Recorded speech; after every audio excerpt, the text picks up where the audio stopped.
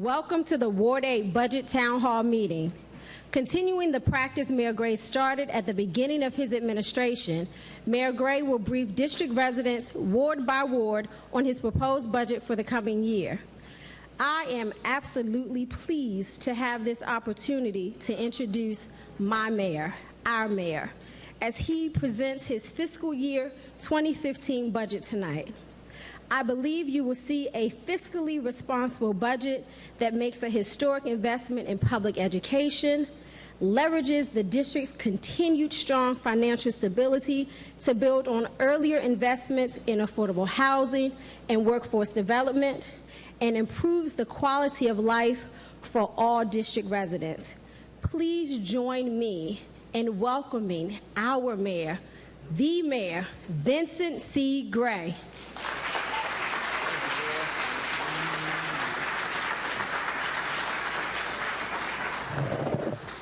Thank you very much, Sheila, who also, for those who don't know, is a resident of Ward 8 also, and I want to thank her for her outstanding service to the city over many years. Some of you may know that at one time she was the chief of staff for Congresswoman Eleanor Holmes Norton, and has now been with us for several years, and I'm delighted to have her working with us. I want to thank ANC 8B and 8E for having been sponsors, co-sponsors of this event, co-hosts, the Anacostia Coordinating Council and the Congress Heights Civic Association, all of which are very substantial organizations here in Ward 8, and we want to thank you all for participating in this and working to, help gain support for the fiscal year 15 budget. Before I start the presentation, I want to introduce a gentleman who has been out here with us on all of these town hall meetings, and I think this is our 7th today. We've had 6 ward meetings. This is the 6th. The only 2 we have remaining are wards 1 and 5, and that will be next week. And we did the youth town hall meeting on Saturday, so we've done 7. This is the 7th meeting, and we're adding a couple more next week, so we'll have at least 9. And there may be a 10th, because we're trying to work with Councilmember Bonds, and I'll talk about one of her bills. That is an important one. We're trying to work with her around the possibility of a town hall meeting, budget town hall meeting for seniors. So we'll see if that works out. But before we do that, we have a relatively new Chief Financial Officer here in the District of Columbia who has come to the District of Columbia replacing a real legend, a real icon, but we know he's up to the task because we've already seen it. He has a great reputation. He came to the District of Columbia from Phoenix, Arizona, long trip, but he has assured everybody how delighted he is to be a part of the District of Columbia and how delighted we are to have him to be here and be with us and working to be able to lead our financial management operations here in the District of Columbia. So before we begin the presentation, I want to ask our CFO, Jeff DeWitt, if he would come up and say a few words. Please join me in welcoming Jeff. Thank you, Mayor. It's a pleasure to be here, and what a beautiful school. This is the nicest school as you'll see anywhere in the country, and I'm very happy to see that and be here with Ward 8 tonight. As the mayor mentioned, I'm come from Phoenix, Arizona, where I was the CFO there and was in Phoenix for 25 years. And as I found out who your friends are, when it was 11 degrees, they were sending me text messages showing me that it was 70 degrees in Phoenix. Now that it's 70 degrees here, I'm sending them text message why it's 100 degrees there. So I'm getting them back right now, so it's good. But you're going to see tonight the mayor's budget, and you're going to see things like what he's going to talk about, which we call the Gandhi chart, my predecessor, that shows that the district has the highest bond rating it's ever had, it has the highest reserves it's ever had. And one of the things, as I've been here for actually 4 months tomorrow, been all over the community and all over the district, and I live near 3rd and 8th Street Northeast. Love the city, love everything about it. I'm really enjoying myself here as a CFO and all the challenges and all the opportunities that are here. But there is a statistic out there that I looked at as we were going through doing the revenue forecast that's part of this budget that the mayor's looking at. And 5 years ago, 1/3 of the revenue in the district stayed in the district. In other words, a lot of people worked here, but they didn't necessarily live here. 5 years later, it's about 45% of the revenue in the district stays in the district. And what causes things like that are schools like this, good schools, good transportation, affordable housing, and all those types of issues you're going to see in the budget. So it is a exciting, dynamic place to be the CFO of, and I'm really, really fortunate to have the opportunity that the mayor and the council, I guess in some way Congress, has given me the opportunity to do as the CFO of the district. And thank you so much. I'm having a great time. I really look forward to meeting all of you. So thank you. See, we've also just been joined by our Ward 8 council member, a gentleman who I've known and worked with for a very long time. We both are probably at the stage of life at this point where we won't cite the number of years. It's just a long time. We're delighted to have him here with us tonight. He was someone among a number of council members who I worked very closely with on the development of this budget. And I want to ask him before we start the presentation if he would come up and say a few words. Join me in welcoming Councilmember Marion Barry.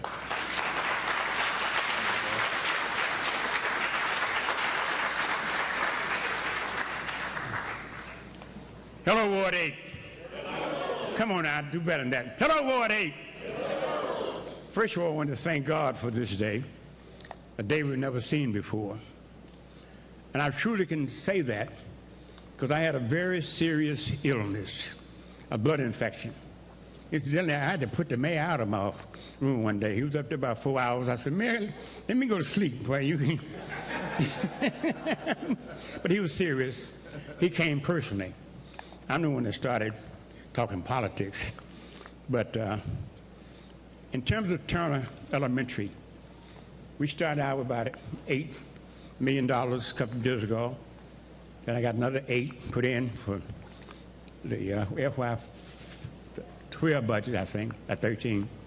Then we got $10 million more. So we had $26 million for Turner. And let's thank the mayor for helping out with that. Come on. Doesn't that look beautiful? But also, inside of Turner, we got a new direction, a new program, trying to get young people, 476 of them, attending Turner, to be ready to move into middle schools, move into high school, move into a career, a college. So we're determined to do that. I need your help to do that. So I'd like to welcome everybody who came. You know, people say that in Ward 8 we don't participate. You know, we're sort of trifling and all this kind of stuff. But you all put a ladder there, don't you? We do participate. Give yourselves a great round of applause for coming out tonight. In terms of Mayor Gray, he and I go back to eon years. I lost count. Because we've been working together for a long time. When he was at DCARC, mentally retarded, we call it mentally challenged now, persons, had 1,200 people out at Forest Haven. Out of sight, out of mind. And Vince Gray and I decided we're going to end that situation by putting those persons, first of all, being diagnosed right, because some of them were misdiagnosed, and that we were going to put them in group homes all over the city. I put the first group home in my neighborhood on 36th Street. Now, I'm going to tell you, I covered hell for my neighbors. If you try to get those 4 people out there now, you got to fight for it. And so I want to thank you, Vince, for your support. We were at Shepherd Park one night, Shepherd School one night, when this guy kept asking questions and kept being negative about everything. And so I said to them, now, if you want to talk about how we make this work, I'm here all night long. But if you don't, you just go and do something else. And that was a bold statement, because most of those residents there were middle-income African Americans. And so we go back to that. Then on the city council, Vince and I worked very closely. And in terms of the last mayor's race, Even though I was not fully recovered, I gave it all I had. Incidentally, I'm going to take care of my health first. That's above any and everything else that may happen. We're going to do that. And so I want to thank you all for coming. I'm not going to get into too many specifics, but let me just say this. We got a good package for Ward 8. Isn't that right, Eric? We've got a good package. We don't want to give anybody things to shoot at, John, so we just say it's a good package. And the mayor and I will make sure, working with Muir Bowser, other members of the council, to get this through. So thank you. God bless you. And I'm not going to be able to stay the whole time because Thurgood Marshall is having a big gala down the street. I support choice between traditional public schools and charter schools. To me, they are all public schools using public taxpayers' money. But we can do it here in the new Ward 8, can't we? Can we do it? Yeah. Can we do it? Yeah. Can we do it? Yeah. Thank you very much, and God bless.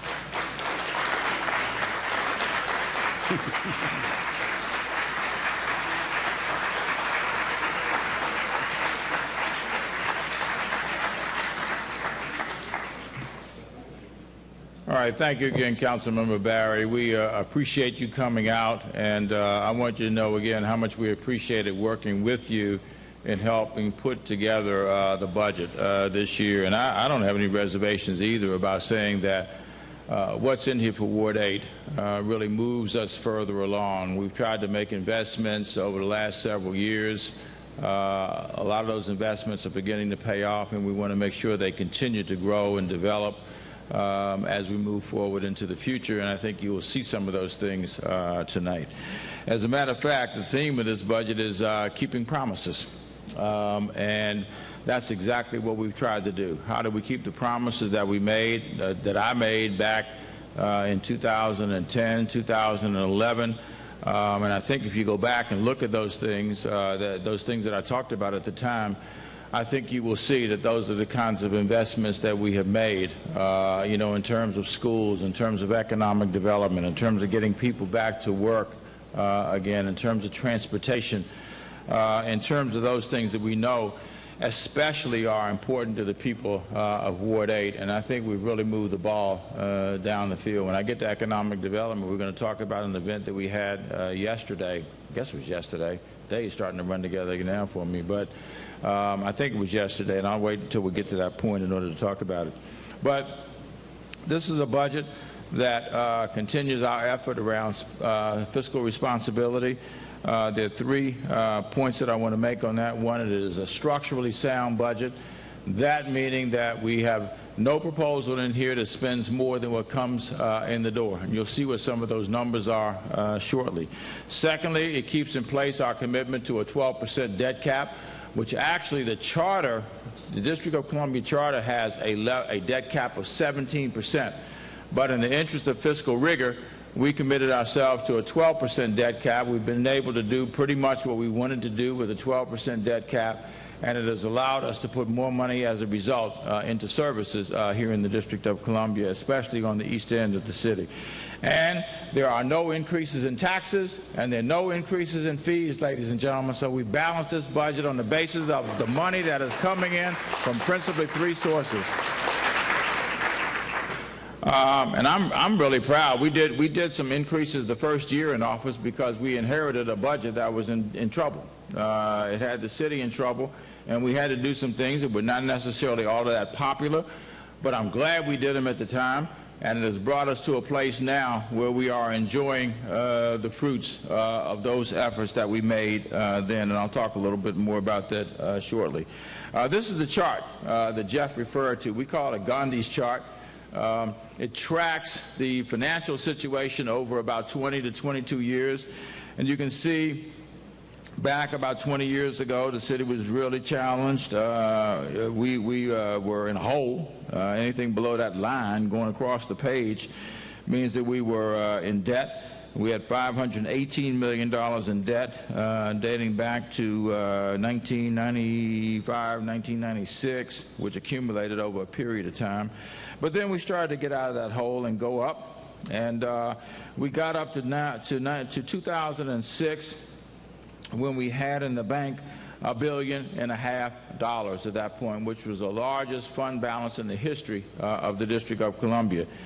And then the period thereafter, you can see it starts to go down. And we got down, the budget that I inherited when I came into office would have had only $700 million left in our bank account. Now that sounds like a lot of money, and it is a lot of money, except that there wasn't one discretionary dollar that remained in the bank account, because it was all committed to a reserve that was imposed upon us by the Congress, or to the bond escrow fund, which is a fund that requires us to set aside money that we borrow in order to build schools, build recreation centers, build libraries. In the event for some reason that people were not going to get paid, that was a fund that would be dipped into in order to be able to pay that debt. And so that very first year, we had a tough time. In fact, I know you remember, Councilmember Barry, we had to impose furloughs. We had 4 days of furloughs imposed on the employees of the District of Columbia. And we not only imposed the furloughs, they were imposed on holidays, which meant that people didn't get their holiday pay. Martin Luther King's birthday, President's Day, Memorial Day, and so-called Independence Day, which I find to be a misnomer. I don't know what independence we celebrate in the District of Columbia on July 4th. It would be nice if it was independence for the District of Columbia, but we haven't arrived there yet, ladies and gentlemen. Maybe one day we'll have something to celebrate on July 4th also, but we haven't gotten there yet. In any event, it took us about a year, and we really started to rebuild the District of Columbia's finances. And we did so well by the end of a year that we had a surplus. And I said to our folks, I said to the council, why don't we give the employees back their money? They had invested $22 million in helping to balance the budget. It was holiday pay. They would have gotten it. They wouldn't have worked anyway, and they didn't work, and they didn't get paid. But they wouldn't have worked, and they would have gotten paid under normal circumstances. So I said, let's give them back the $22 million. And I proposed that to the council, and the council said yes. And we gave back every employee in the District of Columbia every dollar that had been taken for a furlough day, $22 million that went back to the people, the workers of the District of Columbia. And we have continued on an upward trajectory since. If you look at the right side of that blue line, you can see it has continued to go up. As of our last audit, which we got in February of this year, we now have a fund balance, a bank account, if you will, of $1,750 million. It is the largest amount we've ever had in the history of this city. As Jeff indicated, our bond ratings are the highest that they've ever been. We got an upgrade from Standard & Poor's last year, and we are hoping in a couple of months, I guess, when we get something back from them, that the other two, Fitch and Moody's, will upgrade us as well. We were on negative outlook at one point. We're not on negative outlook with any of these rating agencies at this stage, and we actually got the upgrade from Standard & Poor's that I indicated. Now, for the fiscal year 15 budget, and this will give you a little bit of history of where we've been. The first budget that I had a chance to do when I came into office was the 2012 budget. And we went into that budget with a projected gap of $322 million. What does that mean? It means that if we kept doing the same things that we did the year before, in order to be able to have enough money to do those things, it would have taken $322 million more than we had at that time. And we were able to close that gap in a variety of ways. And then the next year, we had reduced the gap down to $172 million. And then the following year, which was fiscal year 14, the current year, we had reduced the gap down to $79 million. And going into the preparation of this budget for 2015, the gap had come down to $2.7 million, which is almost nothing, ladies and gentlemen. That's what we started with, and then after we had done that projection, done it with the CFO, by the end of February, we found out we were going to get another $139 million, something of the like, and that gave us the opportunity to do some things that we knew were important to the city. You will see the Tax Revision Commission's proposals And I said to Mayor Williams, and he was gracious enough to chair this, which is a thankless task, of course, but he chaired it and did an admirable job in chairing it. I said to him, when they came out with their proposals, I said, you have to remember, Mayor Williams, I'm faced with a couple of situations here that are important, and that is not just figuring out which tax proposal we can support, but how do we continue to make the investments in things that are important to the people of the District of Columbia. And so some of these proposals I may not support, not because they're not good ideas, but I won't support them because I think we need to continue to make investments in areas, especially areas of this city, and you'll see some of those in a second, around education and around housing, so that we can make sure that we continue the growth and development of our children in this city, and we continue to keep the doors open for people who want to live in the District of Columbia to be able to live here as we buy down the cost, the increasing cost of housing in the city.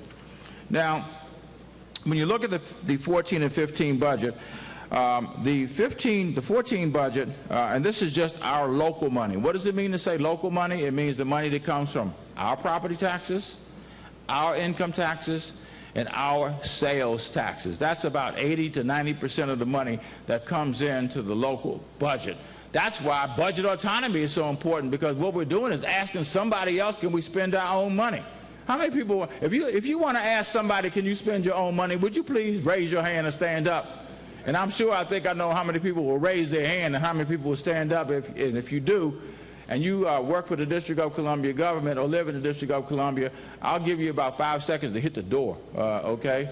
Because clearly that is not something that we support.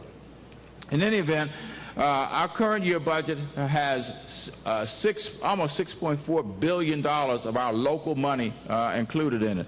Now, as we look at the expenses for next year, those expenses for local dollars, and that's what we call it, the CSFL, the Current Services Funding Level Budget. And that is, again, next year, how much will it cost to be able to do the same things that you're doing this year? So, the baseline expenses for 15 are projected to be $6.64 billion. And then you see the rest of those dollars up there. I'm not going to go into all the details of that because I think nobody would stick with anybody.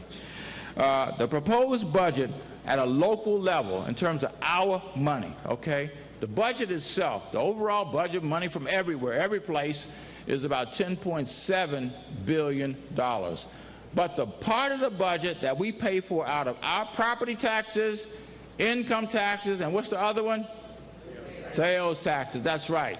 That is a total of $6.79 billion projected for next year. And that includes new policy stuff that we'll talk about in a second. It's 2.3% of the total. All right, Eric, what's that one? You get the first. I'm coming to the heat and yeah, good, okay. Tell everybody what the 2.3% issue is. 2.3%. In the February, we get quarterly revisions from our CFO. In February, Jeff DeWitt gave us good news. Revenue rose by $139 million. It allowed the mayor to do a lot of new policy decisions. You'll see here $139 million. That accounts for about 2.3% of the budget and is about the same as the district's population has grown this year. So mayor is raising new services for the city to keep up with our growing population and our service infrastructure that we need to put aside. Thank you, Eric. And by the way, the population, as you will see in the last line, has grown by 2.1%. Is there a relationship between the 2.1 and the 2.3? I don't know, probably. I mean, I guess the numbers are close to one another. It's just two close numbers, and we just put it up there to help you all feel good about that.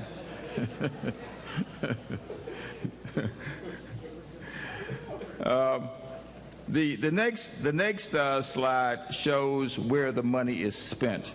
And the lion's share of the money, and it has been for years, is spent in human services. 40% of what we spend is spent on human services, $4 billion of a $10.7 billion budget. And then the next largest amount is 20%, which is spent on education. So 60% of our budget is spent on human services and education. And I think we would all agree those are important areas to be able to support. One of the other areas, a couple of the other areas I mentioned, $1 billion on public safety, which is about 11% of our budget. Public safety would include MPD, Fire and Emergency Medical Services, Department of Corrections, Homeland Security and Emergency Management, and other rather significant areas.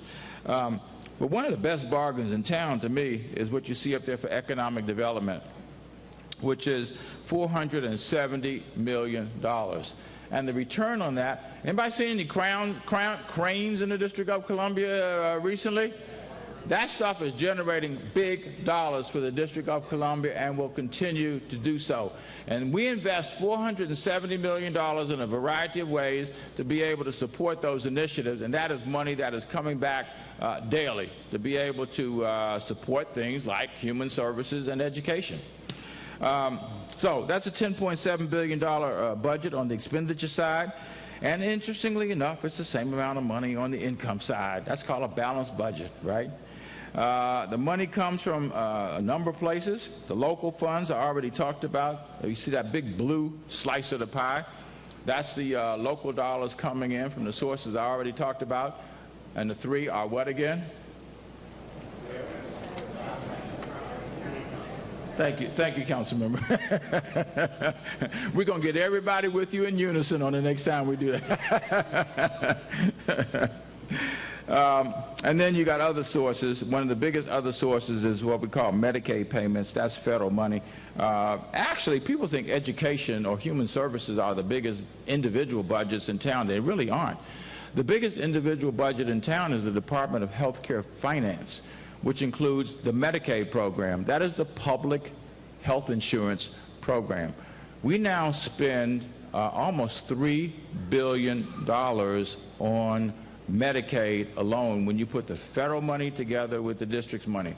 We get 70% of the Medicaid money from the federal government, and we get the other 30% from the money that we put in. Almost $3 billion of money spent on trying to keep people healthy as much as we can, and if people get sick, being able to give them a recourse to be able to take advantage of health care in the city. We're going to talk a little bit more about that shortly. There are 4 pillars in this budget: continuing improvements in public education, additional investments in affordable housing, encouraging economic and workforce development, and we'll talk more about that, and then a number of areas in terms of improving the quality of life for all people here in the city. In terms of additional investments in education, we are proposing this year on the operating budget side. That's not building schools or fixing up schools. It's investing in what goes on in the classrooms, like in Turner and other schools across the city. We still have, I don't know, somewhere between 110 and 120 D.C. public schools, and then we have about 60 charter schools, and they have multiple campuses, so we have over 100 charter schools now operating in the District of Columbia. So that's probably a total of about, well, when you can't count each campus separately, we're talking about over 200 schools, public schools, because they are, as Councilman Barry indicated, they are public dollars that are used in both of those arenas. We are proposing to spend $112 additional million combined for D.C. public schools and the public charter schools. And that will include, in the 112, $60 million that will go to make a down payment on a study that we did with the council, and that is, how much more money will it cost in order to be able to feel like we are giving a decent education to every one of our children in the District of Columbia. And that's what $60 million of that $112 million will go for. The rest of it will go for the funding formula, and that is just to keep pace with where we are now. If you go through the chart, and I'm going to show that tonight, but if you go through the chart, we have a chart that shows for each kind of education. It could be, some form of special education for children at various levels of special education, or early childhood education, or, various levels of K through 12. We probably have, I don't know, must be 12, 15 different categories. You know how many are, Eric? Got to be at least 15. Yeah, somewhere 12 to 15. In any event, each one has its own amount per student, and we increase by 2% each year the amount that is allocated to the schools for each one of the students that they serve. That's how the charter schools get their money, and that's how the budget is set also for the D.C. public schools. So that's where you get your 112 or the 116, and then the other $4.2 million is an investment that I think is absolutely hugely important for the future of this city, and that is investing in very young children. I brag a lot about what we've done with early childhood education in the city because we deserve to. We have the most robust early childhood education program in America. We have 70% of our 3-year-olds that are in school all day, every day, and we have 92% of our 4-year-olds now that are in school all day, every day. And the only reason we don't have the rest is because their parents, for whatever reason, have made a choice not to put them in the school. It's not mandated, which I think is right. But if the other 30% of those 3-year-olds showed up, if the other 8% of those 4-year-olds showed up, they would be served because we now have a place for them in our schools across the District of Columbia. But it is smart not to mandate that because, one, I think it's not a good thing to force families into that kind of situation, and also you'd force the city into a situation where if you mandated it and the day came when you couldn't pay for it, you know what would happen next, right? What would happen after that? What was that? It'd be a suit. That's exactly right. You'd be sued. It'd be a class action suit for failure to deliver on the promises that were made. We are adding to the facilities allotment increase for the public charter schools next year. They get $3,000 a year per student for each student that they serve for their facilities issues. That will go to about $3,100 next year if this budget is approved. And we have $1.6 billion in the budget over the 6 years of the capital improvement program to be able to invest in the continuing upgrading of schools like Turner. I don't know how many of you saw Turner about, I don't know, 6, 7 years ago, but it didn't look like this, I can tell you. This is a major, major improvement, and that's what we're seeing in our schools across the city and certainly across Ward 8. And by the way, we're projected next year to have almost 87,000 students in public education. The District of Columbia has not had that many kids in public education in 25 years. Public education is on the rise, and it should be, because the quality of what we do is improving, and people should be able to expect a quality education for their children if they pay their tax dollars. Do we have a ways to go? We absolutely do. Is every school providing a quality education? Absolutely not. That's what the adequacy study was about. But we are going in the right direction. All you have to do is look at the test scores. We got the NAEP scores back in November, which is a National Assessment of Education Progress. Those scores showed that our children had made the greatest improvement of any state in America, of, if you will, the 51 states, if you permit me to call us a state. The next month, we got the tutor scores, which is a component of that. That looks at big cities. And guess what's big city made the greatest improvement over the last 2 years of any big city in America?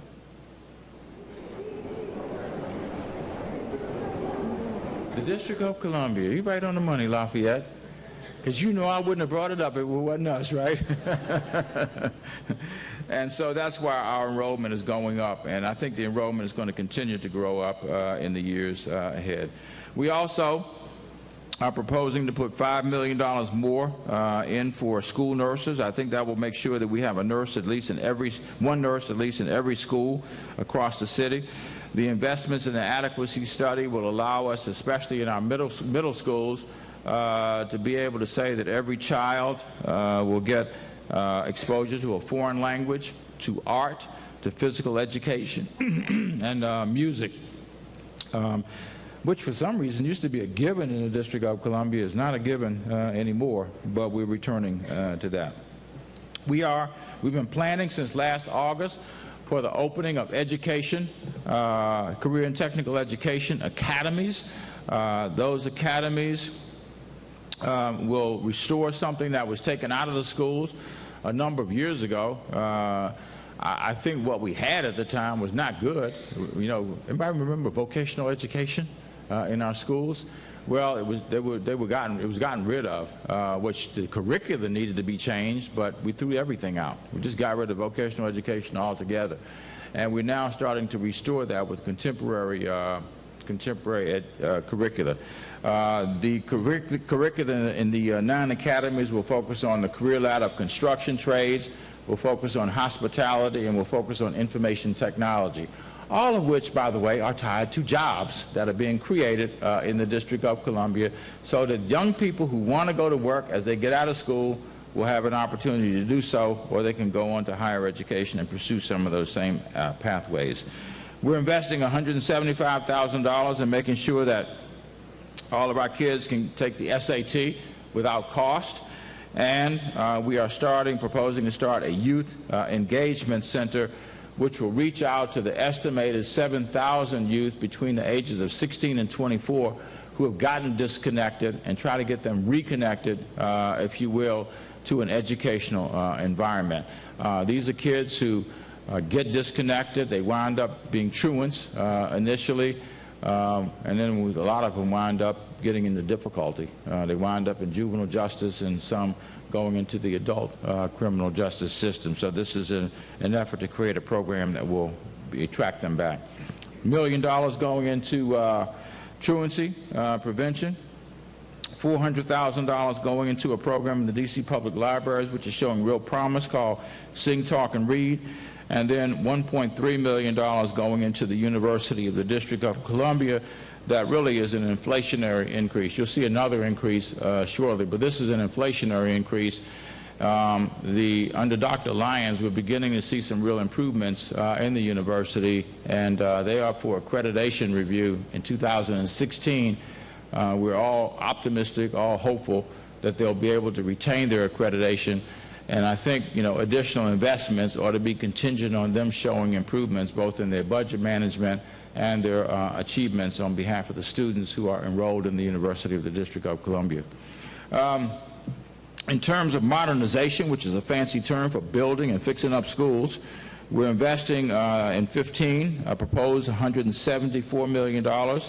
In middle schools, $20 million, elementary schools, about $116, and then in a variety of general improvements, which would be Americans with Disabilities Act improvements as well, right, Brian and John? It would be $94 million. Just so it's clear, here in Ward 8, some of the investments that are being made this year and in the years hence. Ballou High School, there will be a brand new Ballou High School that is under construction now. It will be finished right by the end of this year, by the end of this calendar year, and it will probably be the finest high school in the District of Columbia. And that isn't that as it should be here in Ward 8? It will, at its capacity, accommodate up to, I think, 1,400 students. We don't have 1,400 students to start with, but nobody would want to build anything that's at its capacity today as it opens its doors. There's no vision incorporated into that. I think we would start with probably, I don't know, 800 or 900 students or somewhere in that neighborhood, and then it will grow. And I think it will grow significantly because of the quality of the environment that will serve these young people. Pardon? Yeah. Yeah, I was not going to go into that, Mr. Barry, because it's quite expensive. But you know what? It's worth it. Who was it that said that education is expensive? If you think education is expensive, try ignorance and see how much that costs you. And that is a fact. And so I'm proud that we're making that kind of investment in Ballou. And, you know, we work together to be able to accomplish that. I remember, you know, somebody asked me about youth budget town hall meetings, and I remember a lady named Ruth Jones, who was a counselor at Ballou. She brought a group of students down when it was the first year I was having youth town hall meetings. And she made a case, along with those kids, for building a new Ballou, not just fixing up Ballou. And it was compelling. at the time. And that's in substantial part why we are where we are today. And that is a brand new Ballou High School, not just putting a coat of paint and other things on the existing Ballou, which was certainly remarkable by his lack of vision in his architecture. There was nothing remarkable about the current Ballou. And I'm sure there are lots of people who will not cry when they see that Ballou come down any more than I did. I'm a graduate of Dunbar High School, and I was happy to see that Dunbar High School come down, because it never should have been built in the first place. Now we have a wonderful Dunbar over there. And the same thing with H.D. Woodson. It was another, a lot of people are proud of H.D. Woodson as a school, and they should be, but the building itself was not very remarkable, in my opinion. And there's a brand new H.D. Woodson over in Ward 7. Other schools, Garfield, slated for almost $13 million. Hart, $36 million. Johnson, $56 million. Kramer, $31 million. MLK Elementary School, almost $11 million. And Orr Elementary School is slated to be rebuilt, modernized, and that's $39 million. And Stanton, which is right there across from where the new Skyland Shopping Center is going to be built, $29 million. And you know what all those schools have in common, ladies and gentlemen? All in Ward 8. That's exactly right. The second area that I want to mention is affordable housing. We're proposing we have $187 million going into affordable housing this year. That will resulting in, we have 47 projects that are either preserving or building new housing. We have a goal that by 2020 we would reach 10,000 new units of housing. It looks like now with the money we have, we can reach 12,000 new units of housing, and the current schedule that we're on will have us by 2020 at 12,000 units of housing either having been preserved or built in the District of Columbia, which means that people who want to stay here will have a better chance of staying here and won't have to move elsewhere.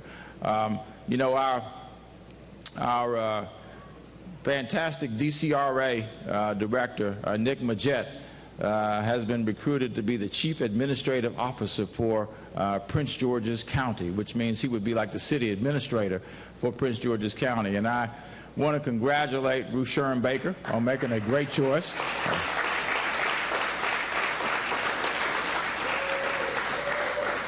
But I told Nick, people were worried about him leaving the city. I said, you're not leaving the city, Nick. You're just moving to Ward 9. We have a lot of people who work for us living in Prince George's County also. In any event, in terms of affordable housing, we're proposing to put another $100 million on affordable housing in the 15 budget. 78, almost 79 million of it would come from the Housing Production Trust Fund. And part of that would be from funds that we would carry over this year, and then another $48 million that would be through taxes, deed and recordation taxes that would be steered to the Housing Production Trust Fund in 15. One of the things that's being proposed, and I'm happy to support this is a program that really Councilmember Anita Bonds has been a champion for. And that is a program, it's another way of thinking about affordable housing. And that is, it doesn't always have to be how much can I build and then how much can I lower the price as a result of the investment of government money. This is a program that she proposed, and I was happy to support it and sign the legislation that would result in, if you meet the following criteria, that you are at least 70 years of age, that you don't have an adjusted gross income that's higher than $60,000 a year, and you have owned a home in the District of Columbia for 20 years. And there's some tweaks that we're proposing, Councilmember, in the Budget Support Act that would allow people to have a couple of breaks in that, so it would be a collective 20 years, not have to be continuous 20 years. If you meet all three of those criteria, adjusted gross income, the age thing, and the how long you've owned a home, you would never have to pay property taxes again in the District of Columbia. Isn't that a contribution to affordability? So when you see Councilmember Anita Bonds, you make sure you thank her for having done that. I know another way you can thank her also. That's in November, but I won't get into the politics of that. We also are committed to ending veterans' homelessness in the city by 2015. We're putting $4.7 million in this budget to be able to do that. The fact of the matter is nobody should go off and serve their country and come back home and have no job and have no place to live. That's a disgrace. And America really should not feel good about that. The city of Phoenix, right, Jeff, as well as Salt Lake City, both have ended veterans' homelessness already. We are about halfway there. We don't know the precise numbers, but we think it's another 250, 300 people who are homeless veterans in the population on the streets today, and we're going to work in the months ahead to try to get the rest of them off the street, and $4.7 million is in the 15 budget to be able to facilitate that. We're continuing the local rent supplement program with $3 million more for individuals and families for vouchers, and $1 million for our low-income seniors to make sure that our seniors are continued in the city. We have a program that Dr. Thompson at the Office on Aging Services has been managing, and that is we have 10 or 11 staff now who go through nursing homes and look for people who don't need to be in nursing homes. And one of the ways in which we get them out is to make vouchers available to them so that they can live in an apartment or live in a different kind of setting, a assisted living facility, if they can handle that. And then we have this next program called the Heat and Eat program. And I promised Eric that I was going to give Eric the chance. He wants to eloquently regale you with what the Heat and Eat program is. So are you ready, Eric? Are you ready to talk about that? Very excited. Come on, man. This is, I mean, everybody ready for the Heat and Eat program? Part of the low energy. So, as part of the mayor's $100 million affordable housing package, he put $1.3 million into the LIHEAP program, which stands for Low Income Home Energy Assistance Program. This is located within the Department of the Environment.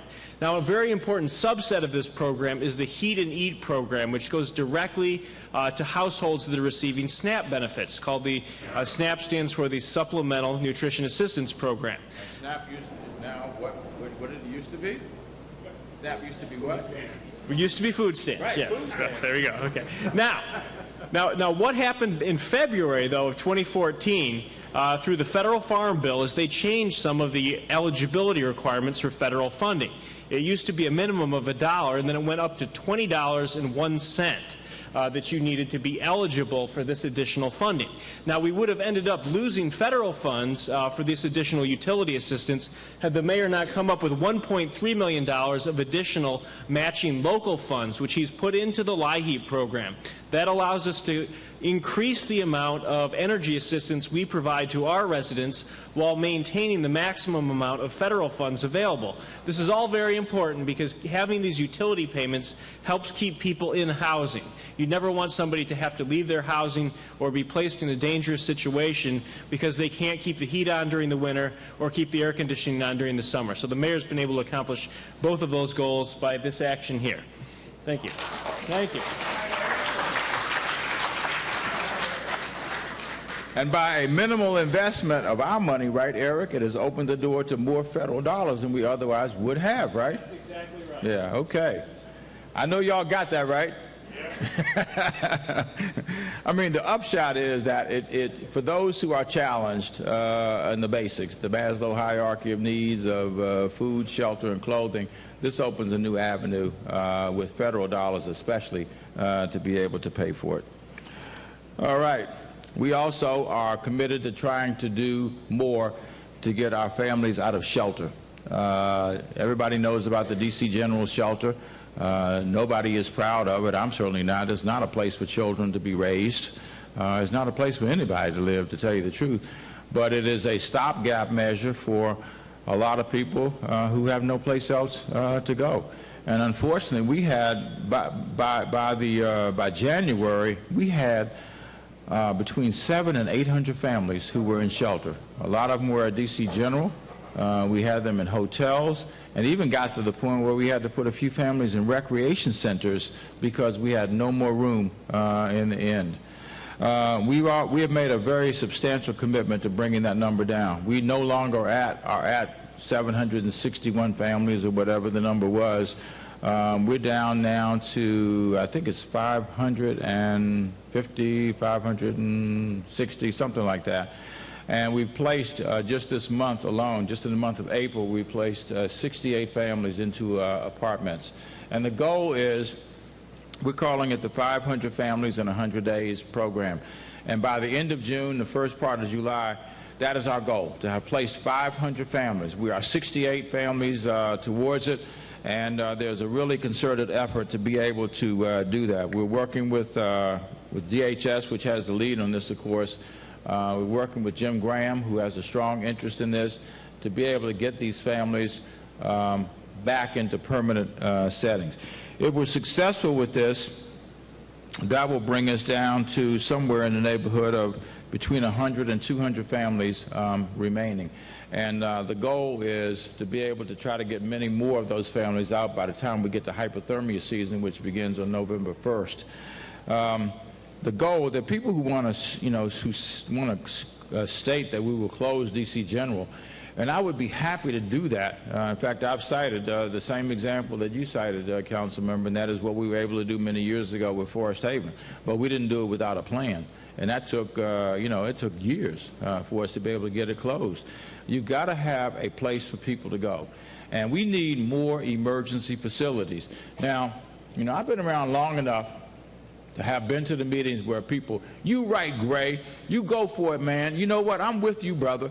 You got to get those people out there. You got to get them, you got to get them a permanent place to live, and they need to be able to be in a good place. Oh, just one thing. Don't put anybody in my neighborhood, okay? And how many times have we heard that? That is old as the dirt. I mean, that's been around for decades, man. And you know what? There's always going to be some families who are in crisis, who need a decent place to live. And D.C. General is not it to me.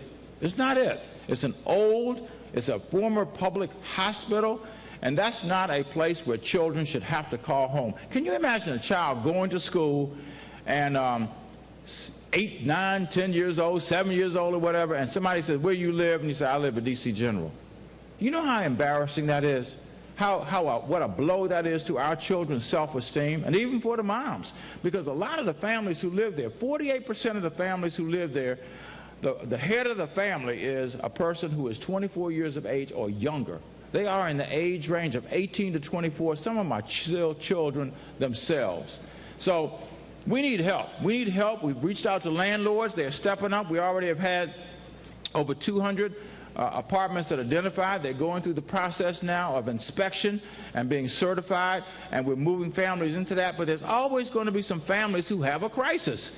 And I don't want to be able to stand in front of some group 10 or 15 years from now and say, well, we're sending them to D.C. General. We fixed it up a little bit, but it's a better place. Or we're sending them to some other institutional kind of setting like that. We can do better than that, ladies and gentlemen, but we won't do any better unless everybody steps up and says, I'm ready to bite the bullet and make it happen.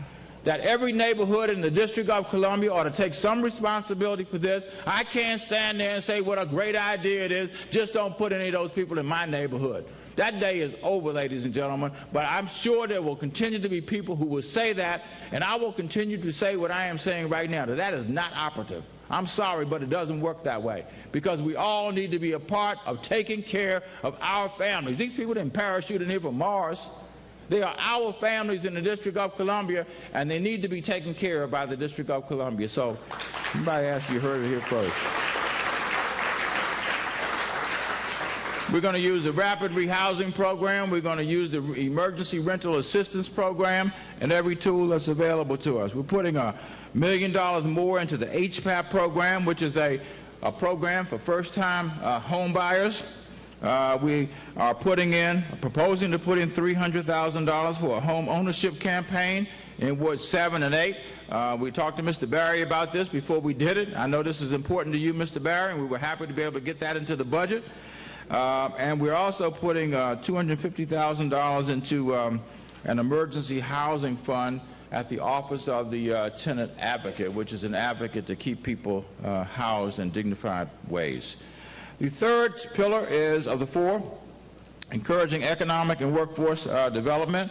We've got $4.2 million we're proposing for adult job training, $2.5 million for increasing the workforce development, which is another adult job training component at the community college. That's on top of the money that I talked about earlier for the University of the District of Columbia.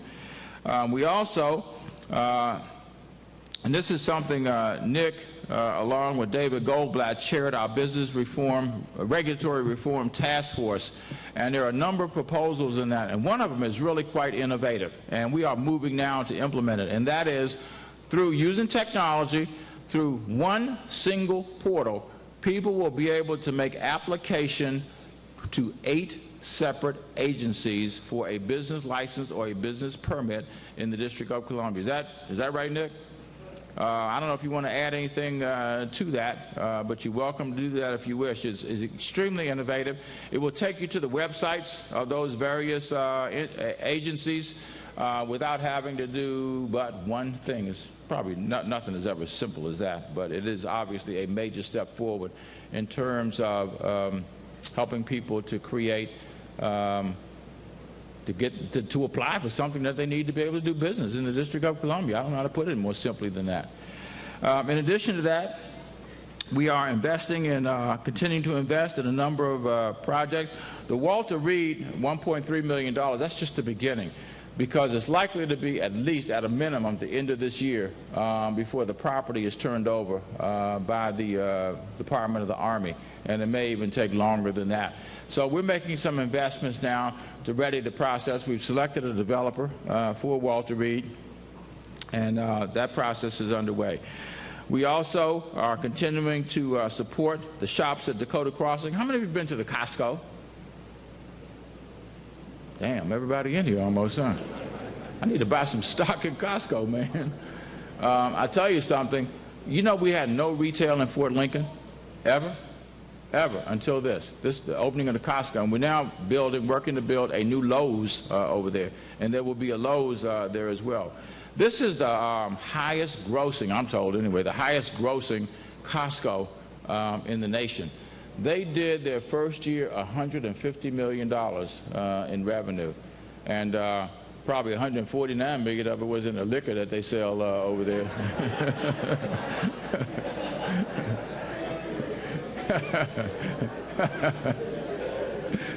They got a liquor license over there. They sell gasoline now. They sell cheap gasoline over there too, y'all. But if you go over there and buy gasoline and buy liquor too, do not drink in your car after you load up your gas tank, okay? Skyland Town Center, we had the groundbreaking for that on March 12th. We signed the legislation that was enacted recently. We signed that day before yesterday, and that is moving forward. There will be a brand new shopping center at the intersection of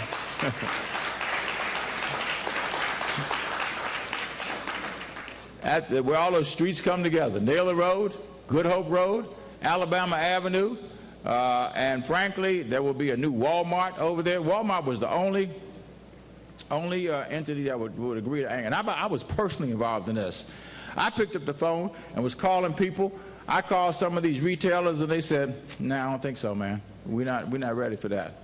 And Walmart was the only one that stepped up and said they were willing to do this. And I know there were people who were troubled by Walmart coming to the District of Columbia. And I said at the time, you know, they're going to create a lot of jobs. Nobody wants those jobs. I said, really?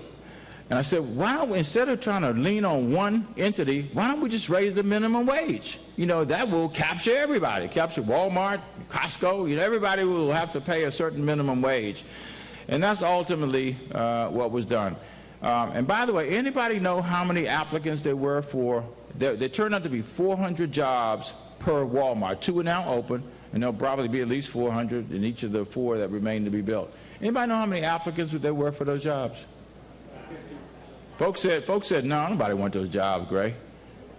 We had 28,000 people who applied for those jobs in Walmart. We have 30% of the jobs in the city that are filled by people who live here, and 68% of the jobs in Walmart are filled by people who live in the District of Columbia. And you know, for a lot of people, it's their second job, it's their starter job, it's get something on their resume, they move on to the next thing. And I don't know if you've been in, I've been in Walmarts and talked to some of the people who work there. They're happy with having the opportunity to be able to work. And they'll move on at some point. They're not going to be there for the rest of their lives. Although there are people who have made a career out of Walmart and make a whole lot of money as a result of doing it. But a lot of people don't. They move on to the next thing. And isn't it nice to have something on your resume that says, I have a job, you know, I'm working somewhere, and I'm applying for another job now, but if you want to check with my employer, here's who my supervisor is, and here's the phone number for you to be able to contact them. So, in any event, that's what's happening in Skyland. There'll be new housing built there, 400 to 500 units of housing. There'll be a new CVS that's being built, and there'll be some restaurants over there also. I've been out recruiting myself to try to get a restaurant in Skyland, and there's one in particular that I'm focused on, and I'm not going to say what it is because it may not happen, but they would be perfect for Skyland. I go and they have one now in the District of Columbia that they opened not so long ago, and every time I go in there, they are packed. And the owner's a really good guy too. I like the owner, so we're trying to get him to come to Skyland. And St. E's, we just had a kickoff a couple of days ago, right? Man, it was raining like hell out there. It was raining, wasn't it? And we had a kickoff of Phase 1. Phase 1 is going to bring in the innovation centers. There'll be Siddlem. It used to be called Smart BIM. We have a new name for it now, and I can't think of what it is. But they're a technology firm. And Microsoft. You know, I used to didn't talk about that because until they were coming, can you imagine getting up and saying, man, I'm trying to get I'm trying to get Microsoft to come to Ward 8 in the District of Columbia. You know what folk would have said, right? Man, you better change your brand of smoke because it's really affecting your cerebrum at this stage. And I didn't even start talking about it by name until they actually had committed to come. Can you believe Microsoft is coming to Ward 8 in the District of Columbia, ladies and gentlemen? That's big. That's big. And you know what's going to happen too?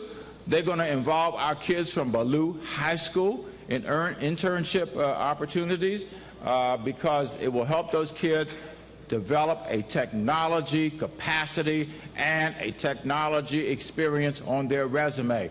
This is big, you all. Those buildings over there, we put $113 million. My first budget I ever did, we put $113 million in infrastructure, and we spent a lot of that to shore up those historic buildings over there and help to invest in the, conveyances that will move people around. We got a metro station over there. I think the day will come. It won't be tomorrow, but the day will come when it's too small because there will be so many people who are coming using the metro to get to that campus. So it is going to be ultimately, I think, one of the biggest projects in the history of the District of Columbia. There will be, in this first phase, there will be 2,100 permanent jobs that will be created. And we're working now. We got our, our Rob Summers and, our folks working to make sure that those jobs, to the extent we can, will be targeted for the people in Ward 8 and the people who live on the east end of the District of Columbia. The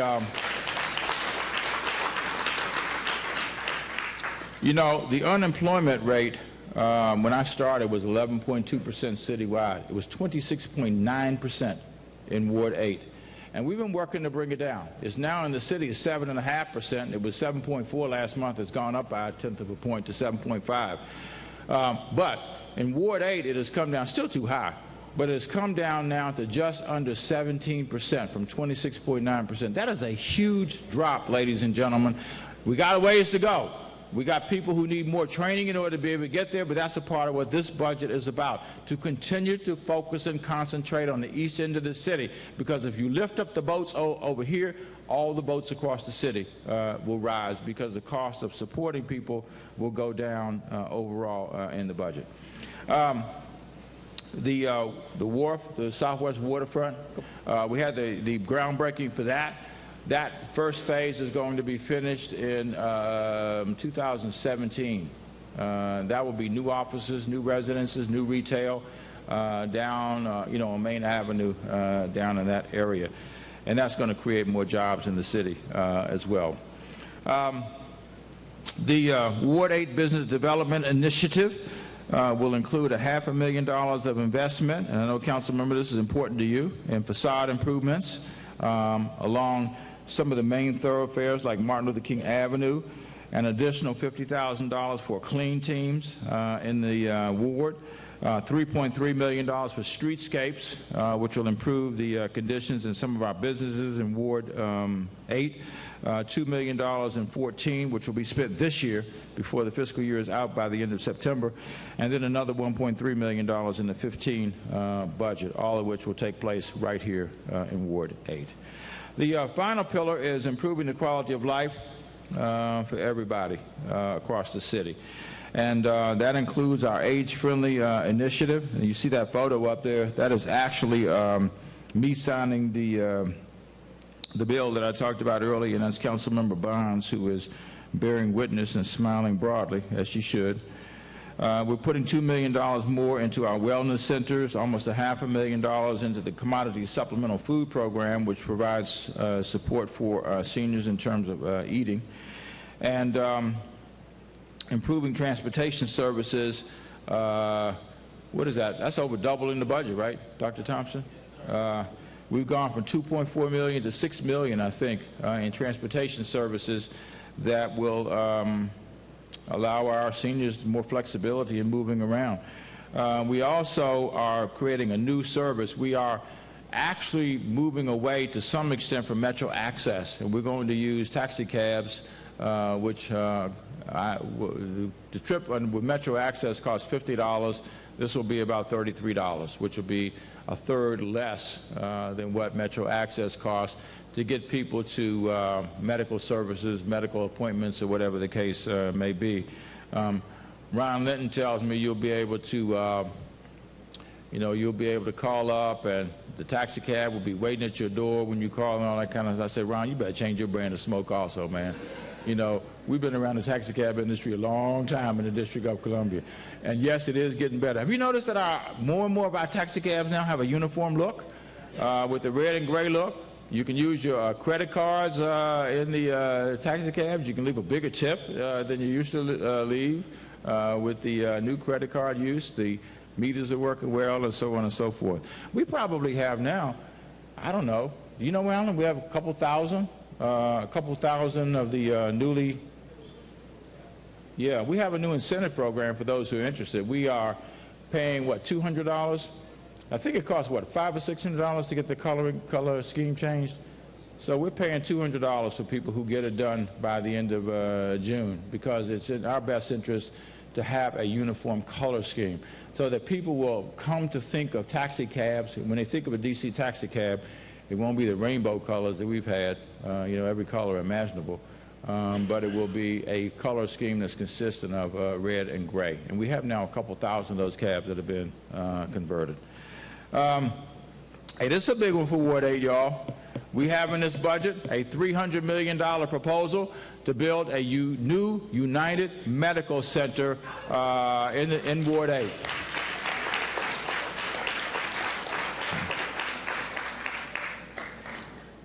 The idea is to put it on the campus of St. E's. We have a relatively new hospital over there, psychiatric facility, which was opened in 2010. This would be built as soon as we have a partner, and we're actually working on, is that right, Deputy Mayor Otero? We're working on partners now. We have a couple of ideas on partners. If anybody has any ideas on people who would be willing to partner with us to do this, we'd be happy to hear from them. And they will be able to receive Medicaid benefits, right, Wayne, and other supports to be able to get this done. But wouldn't that be nice to have a new United Medical Center on the east end of the District of Columbia? And the city would not operate it. We don't think the city is best suited to be able to run hospitals or facilities like that. We've gotten out of most of that business. But the city would own the hospital to make sure they would continue to be a hospital, so that if something happened with an operator, we own the building. The city, the District of Columbia owns the building and would be available then for some other operator to come in and do what's needed. Medicaid has never covered transplants. This has $2.5 million in the budget in order to do that. We're providing money for continuing to work on infant mortality and supporting very young children, and we're putting $250,000 into helping people stop smoking. I used to be a smoker, man. It was a terrible habit, and I'm so glad I got away from that. It's been so many years now since I smoked a cigarette, I don't even want to say how many years it is. I can't even be around cigarette smoke. I was around somebody yesterday who was a smoker, and I didn't say anything, but it was just the smell of the smoke. It just didn't feel good. I don't want to be preachy, okay? I'm not trying to get into being preacher.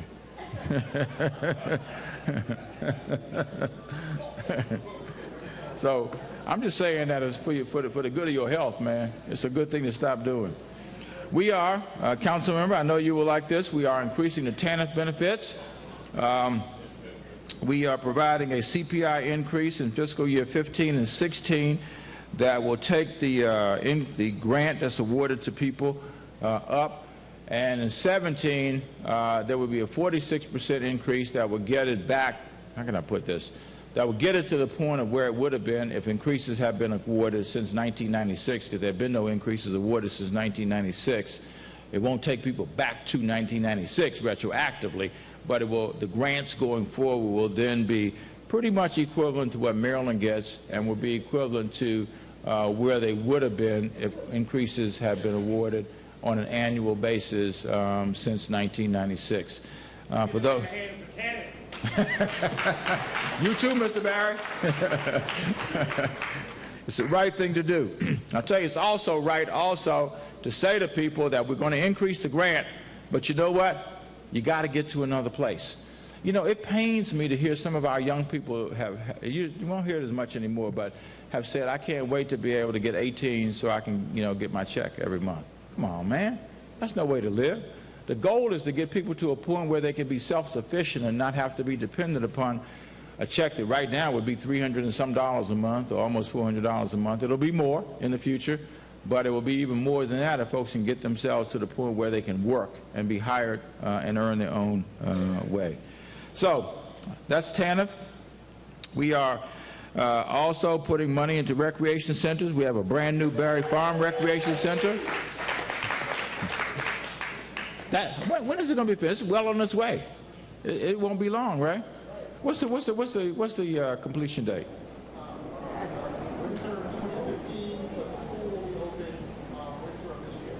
Winter of this year. Okay, that's fantastic. Indoor pool. That's exactly right. Man, I heard somebody say down there, I'm a native Washingtonian, and I didn't grow up in the greatest of circumstances, because neither one of my parents even went to high school, but they were hardworking folk. But I didn't grow up with any silver spoon in my mouth. But I heard some folks say down there one day, man, they're not building that for us. I said, well, who in the hell do you think we're building it for? I said, come on, that's just negative, okay? You complain about the condition, and then we change the condition and say you're not building for us, like we're trying to get you up out of here. We're not trying to get anybody up out of here. We're just trying to improve the quality of life, man. That's what improving the quality of life for all people is, and that is to improve those conditions. Be able to put you in a position where your children can get a decent education, be able to put you in a position where you can get a job, be able to put you in a position where you have decent housing, and put you in a position where there's decent amenities. Isn't that what a city is supposed to do for the people who live there?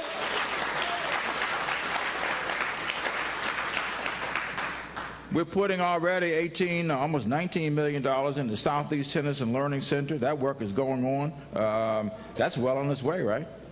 Is that right? Okay. This year, October. Okay, that'll be finished. Congress Heights Recreation Center will get $16 million. Fort Greble will get $1 million. And the Douglas Community Center will get another $1.25 million. A lot of stuff going on in this ward, Mr. Barry. A lot of stuff going on. In the public safety area, Chief, did you know, Chief, that you had 4,000 sworn officers? Did you also know, Chief, that I did not reduce one police officer since I've been the mayor of the District of Columbia? Despite that Bachelor of Science that has been put out. You know what a Bachelor of Science is, right? Yeah. Yeah, that's a BS degree that was put out on those mailings that went out. It was a complete lie. We haven't reduced any police officers in the District of Columbia. In fact, when we got here, I think we had about 3,700 police officers, and we've increased it now to over $4,000. So if somebody tells you that we reduced police officers, it is a complete BS, okay?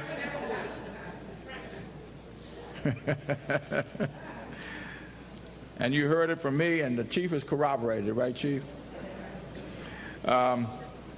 We are proposing to put almost $200,000 into a mobile library for people who are in jail. Another $1.4 million in our Department of Forensic Sciences to expand the services there. And Chief Ellaby, $91 million. $91 million in upgrading the fire stations, the equipment. We bought 30 new ambulances between August and December of 2013. They're all in service now. And another $670,000 for repairs to our pumpers and ladders. And don't ask me what a damn pumper is, okay? I mean, all I know a fire truck when I see one. But I can't explain. You can explain all the technicalities of that, right? I can't do it. A fire truck is a fire truck to me. You know, one with a ladder and one without a ladder. And that's about all I need to know. Public transportation. We are budgeted for committing to make our entire subsidy of $292 million. We are adding $2 million to the budget for supporting our kids to be able to ride at reduced or free costs on public transportation. $5 million into expanding our circulator bus routes. $25 million, which is a commitment made by Maryland and Virginia. The governors and the mayor of the District of Columbia made that together at a conference recently. $75 million going into the WMATA Momentum program, and $1 million, I've already talked about the services being converted from Metro Access to taxi cabs. The streetcar program is underway. We will have that. We will start, I guess they call it revenue service. Anybody know when that starts? Another couple of 3 months, I guess, right? To actually have the 8th Street line operational. Building a new circulator bus garage and buying $49 million of new circulator buses.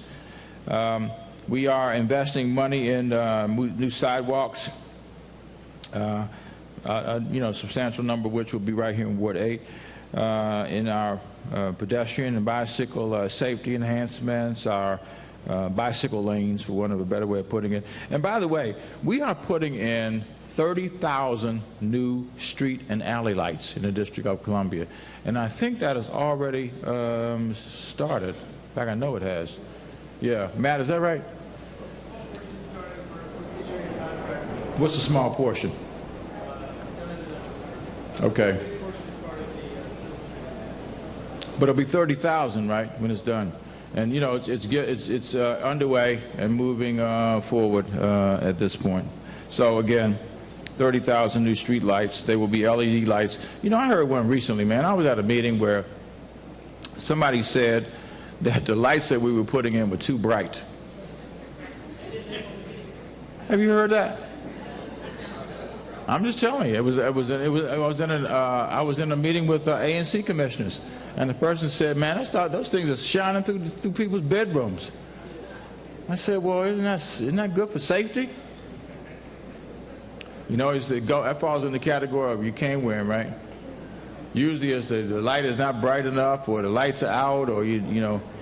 And by the way, I don't know about y'all, but I get tired of somebody saying, if you go to Virginia, man, you will see a top-notch program being operated. If you go to Maryland, if you go to Wyoming, if you go to North Dakota, I said, what the hell about the District of Columbia? I like being in the District of Columbia. I've been to some of those places, and they got worse problems than we do in some instances. So don't tell me how good someplace else is, and don't tell me to go over there when I know when I get over there I'm not going to find something as good as what I have now.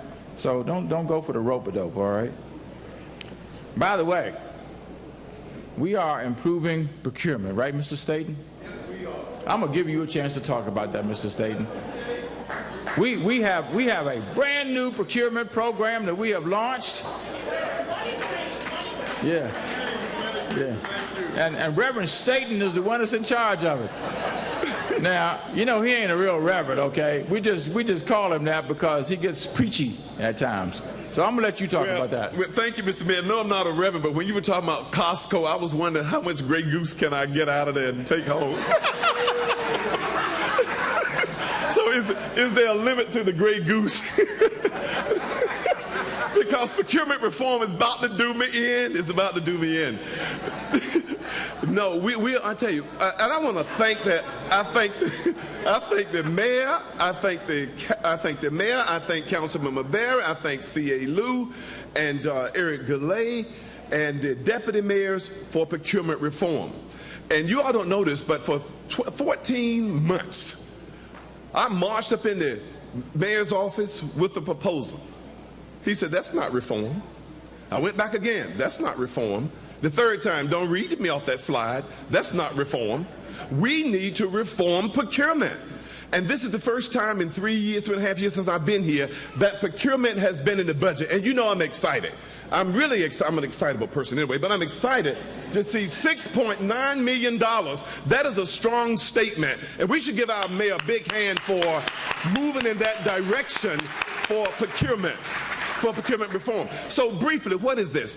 In procurement, first of all, this budget has to be supported by contracts. And someone said the green man, the money man. You're absolutely right. We spend the money. But we're charged with spending the money in a timely and economical manner, fashion, with speed.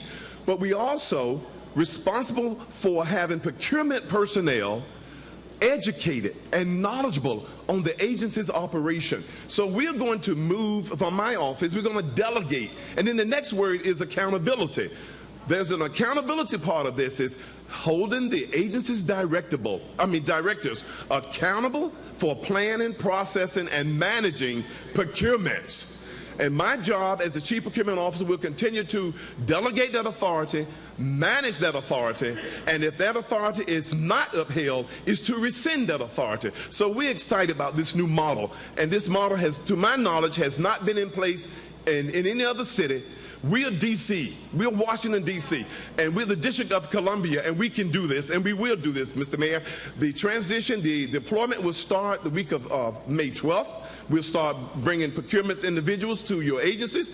I have met with, and I'm almost running out of voice, but I have met with over 30 agencies directors, and I have learned a lot about your organizations. You have learned a lot about your organizations. You have told me that we need help in the agency side at the beginning of the procurement process. See, they don't tell you this, Mr. Mayor. They tell you that, oh, it's in P&C, but they don't tell you that they struggle with developing the statements of work.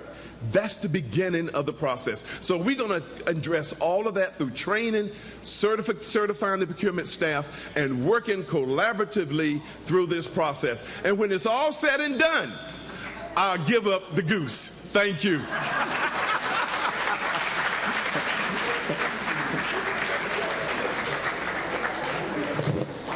I ain't never seen anybody get that excited about procurement, okay? He is right about one thing, man. I don't mess around. I said, Staten, don't bring me any more Bachelor of Science up in here, okay?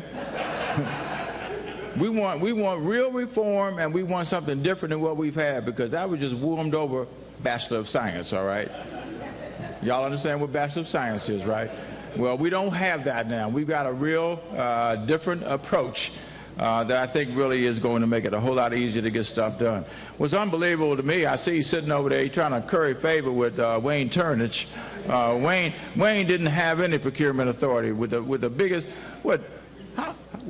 I don't know how much in provider agreements, but the budget is over $3 billion for the agency. And Wayne had no procurement capacity. It all had to go through the office of the Chief Procurement Officer. And boy, that was a whole lot of stuff going up a narrow funnel. And so, Wayne, aren't you happy? Aren't you? Yeah, I know you're happy. And you can put your arm around him and hug him, or...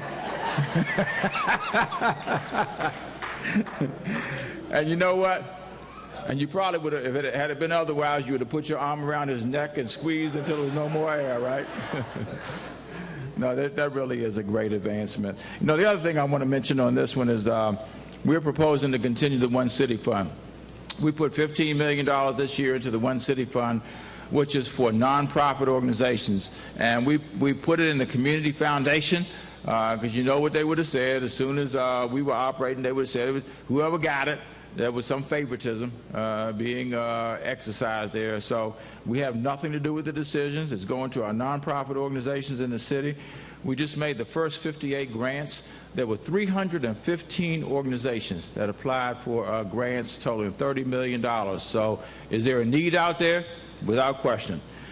Last part of this presentation is we are supporting legislative autonomy and budget autonomy, which I'm sure everybody would agree with that. We are proposing to hire for the first time ever a statehood commission director. We're putting $100,000 into the statehood delegation. Non-personal services is not going in there for salaries, it's going there to support what they do.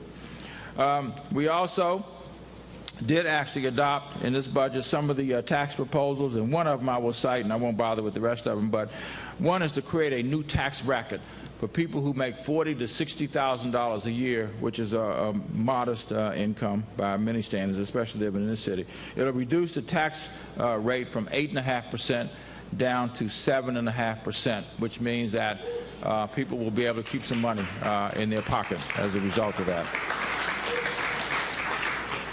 And then, as much as we would like to fund everything that we possibly can, we can't. So this year, as we've had in past years, we have a list of things that if more money comes in the door, Mr. DeWitt, Mr. CFO, these are the things that we would like to be able to do.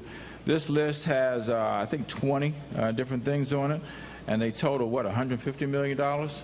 And they range, they're all over the place. Additional additional tax relief, putting more money in our children. At the top of the list is investing more in infant and toddler slots, creating 200 more slots. And I tell you something, man, we can't spend enough money, especially on the children who live on the east end of this city, who oftentimes are the victims of geography rather than the victims of their ability or potential.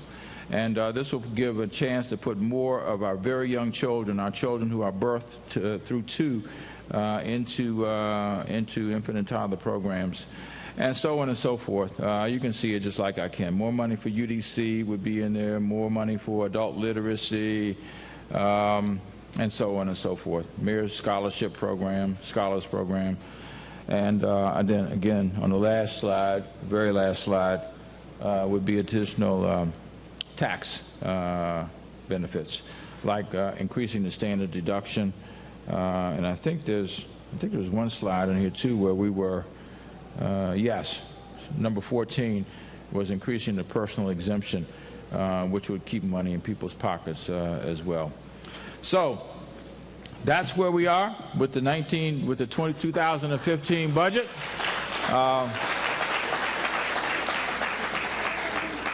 I know it must be something wrong with me when I get excited about this kind of stuff.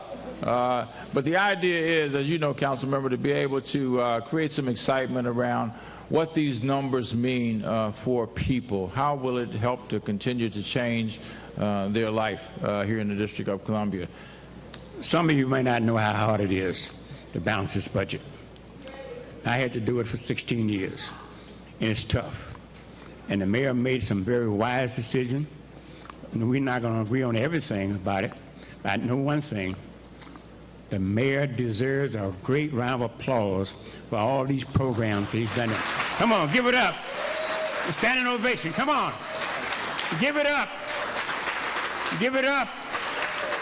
He worked hard for us. Give it up. And he worked harder for Ward 8. We got a good share of that money. Thank you all.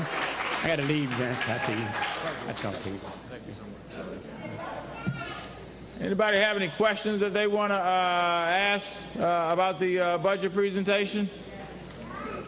Hi, I wanted to ask about Microsoft coming to Ward 8, and I know that they're going to work with Ballou High School, Yeah. but I was thinking that it might be also an opportunity to tie in the youth population that you're trying to Yes. to bring back Yes. to the educational process, because when my computers break down at the rec, I don't bother the IT department. I have youngsters who are in that age range who come in and they fix it and they fiddle and fangle, you know, something that's way beyond me. So that is a way to engage them and really keep them and draw them back in. So I was wondering about it's a that. good point, and you're absolutely right, because the Microsoft Center will be an innovation center. It will demonstrate the things that we can, we can continue to grow in terms of our capacity. And frankly, it'd be a great way to connect our young people with that. And we all know that our young folks sometimes have more facility with, with technology than we do. You know, we learn from them, to tell you the truth. So your point is extremely well taken. Yes, right there. All right, thank you very much. My name is Eugene. I live over here on Mellon Street, and I appreciate you coming down and taking questions here and presenting on the budget, Mr. Mayor. I have one very particular question in relationship to the affordable housing funding and the streetcar funding in relationship to budget priorities. Yeah. Because we know, and I'm glad you highlighted the local rent supplement program, we know that the city is actually thousands of units behind the commitment that was made initially in 2007. We know also that just I didn't make that commitment. Well, the council made it in 2007 to create 1,000 a year, so that is a question. But the general point I'm making here, whether it's public housing, affordable housing, we know that this is a major problem that needs hundreds of millions of dollars, and I appreciate you highlighting this in a very important way. But I see that from year to year, you know, both the council and the different administrations seem to deal with it in something of an ad hoc manner. But then I look at how the streetcar is funded, and that's 5 years, $810 million, $162 million a year, and I just wonder when I see $100 million for affordable housing and $162 million a year for a streetcar, whether the priority is putting roofs over people's heads or the priority is sort of appearances, because I view the streetcar vis-a-vis housing as essentially a luxury. So I wonder why there's a long-term $100 million of plan for that, but it seems that we don't have a long-term plan for housing that has a significant amount of funding attached to it. Actually, we do. There is a plan that we did that's been put together called Building Opportunities, and that is the housing plan. And the $100 million is just the 15 installment. We put in $187 million this year. So we are committed to, including the proposal for 100, that's $287 million. The plan is was committed to 10,000 units by 2020. Is now 12,000 units. So that investment is planned all the way through 2020. And I don't think it's a question of trying to do this or that. Actually, when the streetcar program works properly, as it will generate dollars for the District of Columbia that then ought to be reinvested in housing, in the housing plan that we have established for the District of Columbia. You're welcome. Mr. Mayor, thank you very much for all your hard work. I love you, and I sure wish you was with us for 4 more years. Do you believe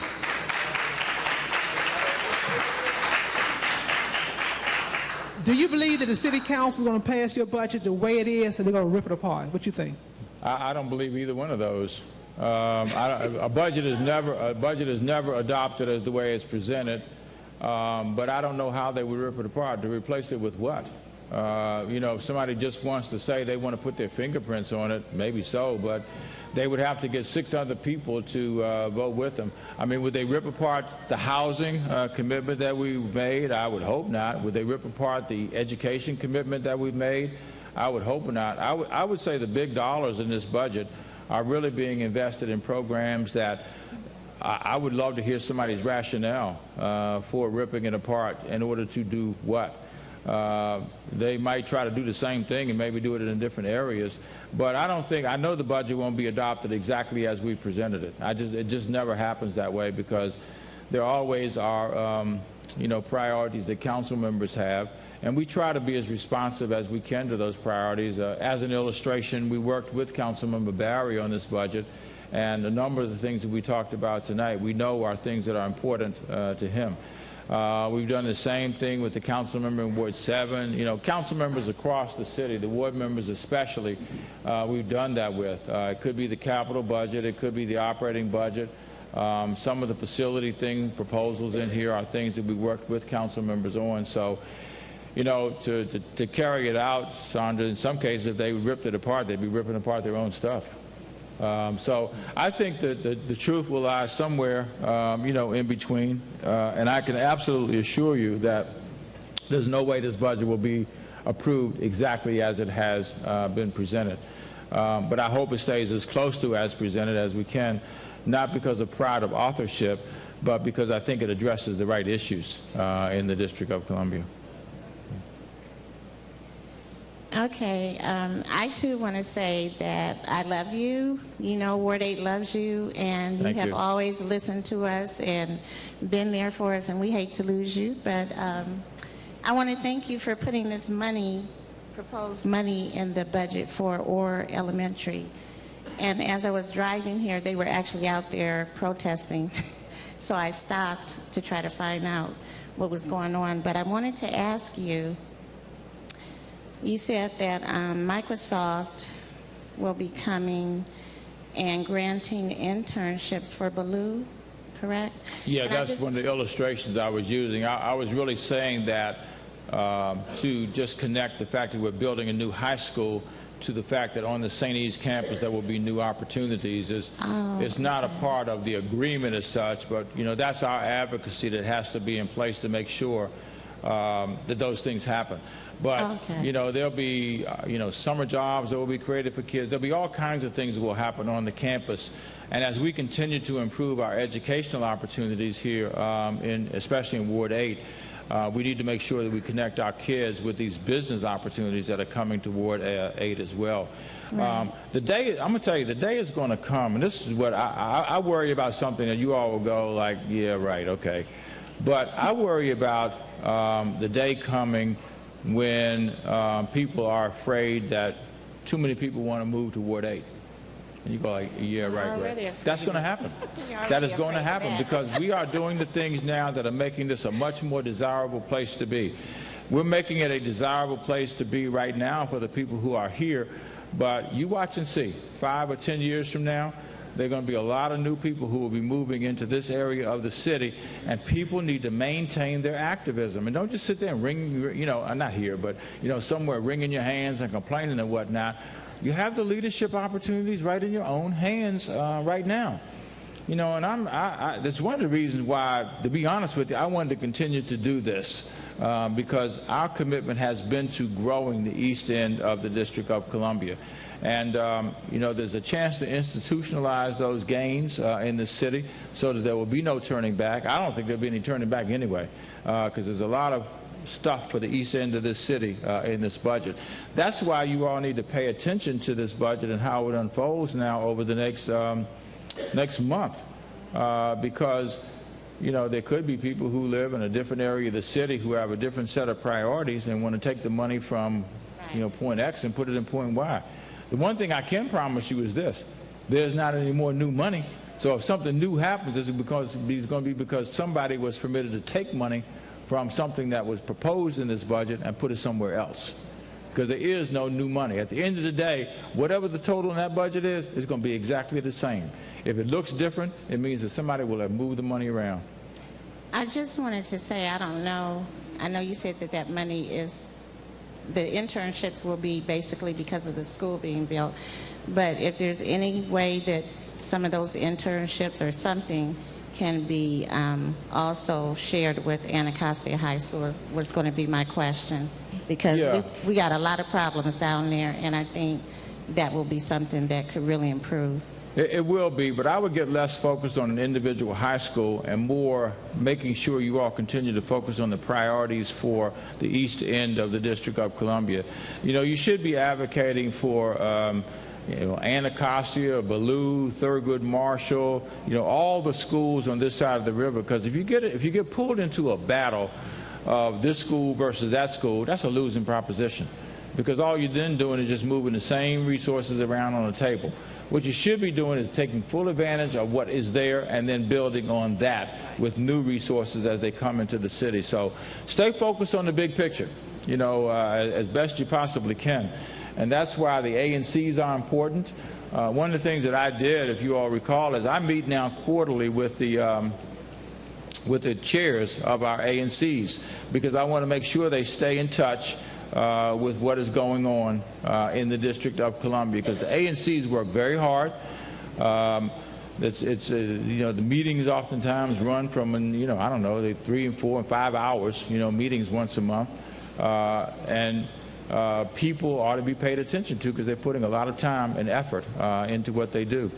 You know, somebody sent out an asinine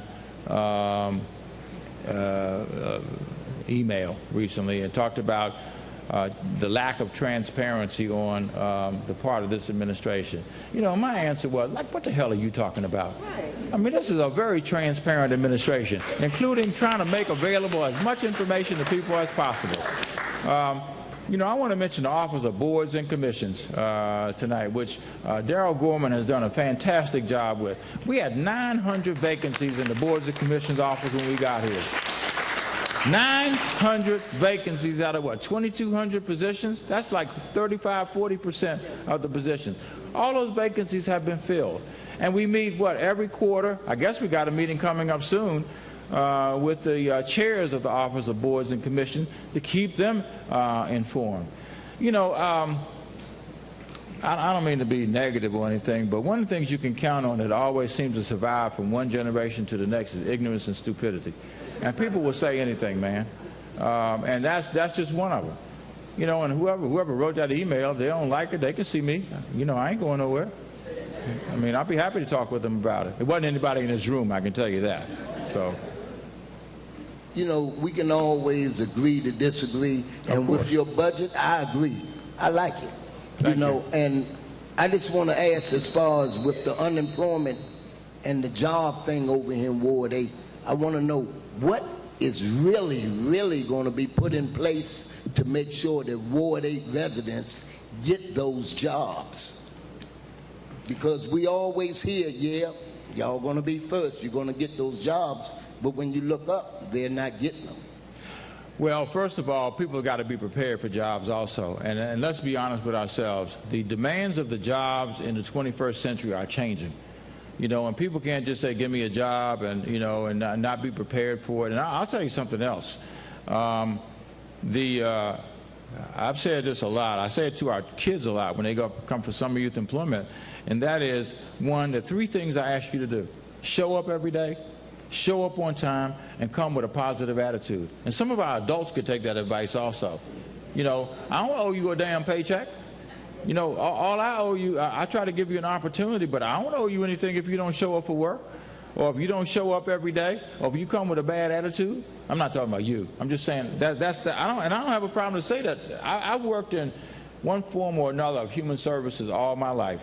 And, you know, you can tell the people who have a real fighting chance to make it because they come with a positive attitude, and they show up every day, and they show up on time.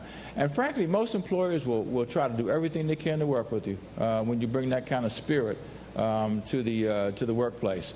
I don't know, Rob, you want to say anything about what we're doing through our LSDBE program to make sure, because we've added LSDBEs over here, right, in Ward 8. I think it's a bunch of LSDBEs that have gotten opportunities as a result of the work now that we are doing at St. E's, the work that's being done there now.